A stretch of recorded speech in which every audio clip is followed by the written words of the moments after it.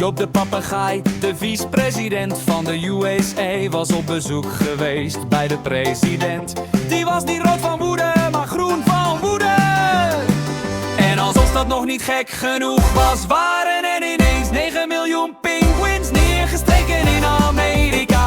Ze waren speciaal gekomen om hun steun te betuigen aan Groenland.